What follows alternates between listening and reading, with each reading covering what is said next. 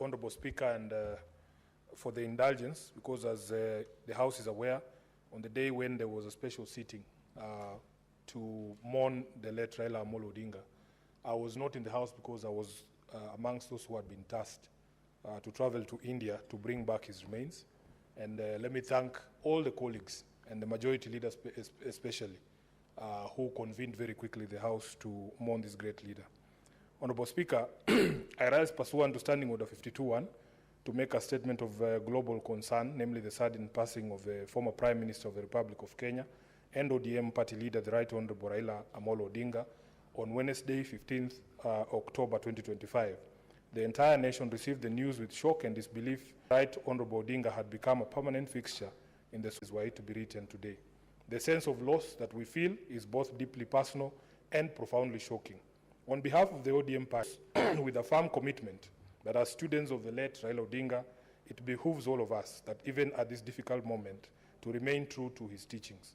Mr. Speaker, allow me to acknowledge that the late Raila Odinga taught us everything: how to fight for justice and freedom, how to build bridges across ethnic and political divides, how to remain true to ideals and conviction, as well as how to sustain a big political movement in the face of constant adversarial pressure from political foes.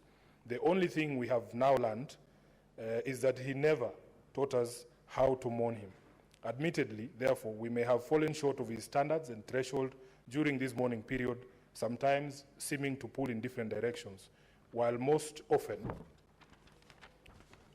caught up in the evident confusion and emotional blur that accompanied the public outpouring of grief following the death of our beloved leader.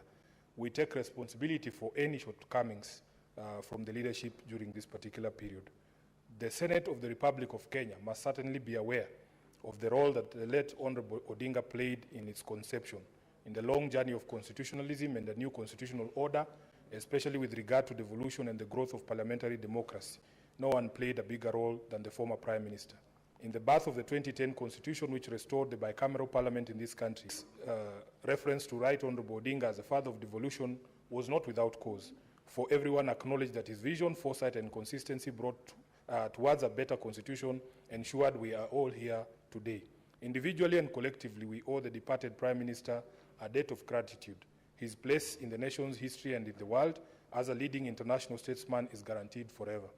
Be that as it may, Mr. Speaker, this period has also opened our eyes to the sheer popularity that the Honorable Odinga enjoys across the globe.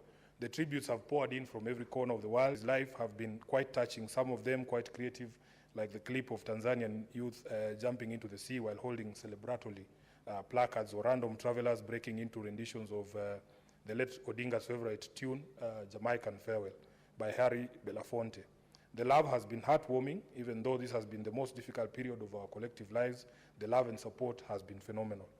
Mr. Speaker, may I also pay tribute to the greater Odinga family, led by Dr. Oburu Oginga, who's now our new acting party leader, and Mama Ida Odinga, for the long years that they not only shared their son, their brother, their father and husband with the world, but became a pillar on which he found comfort and safety through very turbulent years of a thoroughly consequential political life. Because of them, the Raila Odinga phenomenon was made possible.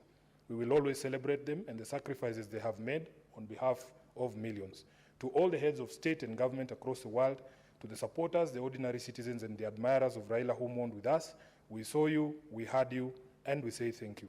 Mr. Speaker, the outpouring of grief since the death of our leader, manifested by the millions who turned up to bid him farewell, as well as the emotions and passion expressed by citizens so far, confirm what we have always known, that the Right Honorable Odinga was a people's living institution. Therefore, we stand on hallowed ground today when we mourn him. For millions of us, Baba was a compass showing us direction and acting as a standard bearer for courage and principled leadership. It's no exaggeration, therefore, to state that the Right Honorable Odinga is the greatest leader and politician that this country has ever had. No one in this country bore more scars, more humiliation for the common good than our departed icon. In the face of such challenges as Raila underwent, lesser leaders would have capitulated and given in to the allure of wealth, greed, tokenism, and bad governance. But the great Raila held his head high, stuck to his conviction, and lived a life that became a school on its own. Finally, Honorable Speaker, today the nation stands together to salute its favorite son. His legacy lives on his dreams alive in us. As he watches over us from a peaceful place, we make a solemn vow to never compromise on the principles he taught us and the ideals by which he lived. This was an icon of justice and democracy revered across the world. I am privileged, Honorable Speaker, to have known and worked with him. It has been the greatest honor of my life to serve at the feet of the enigmatic Raila Amollo Odinga. May he rest well. Thank you, Honorable Speaker. Honorable Senators, I'm going to allow comments for not more than 15 minutes. If you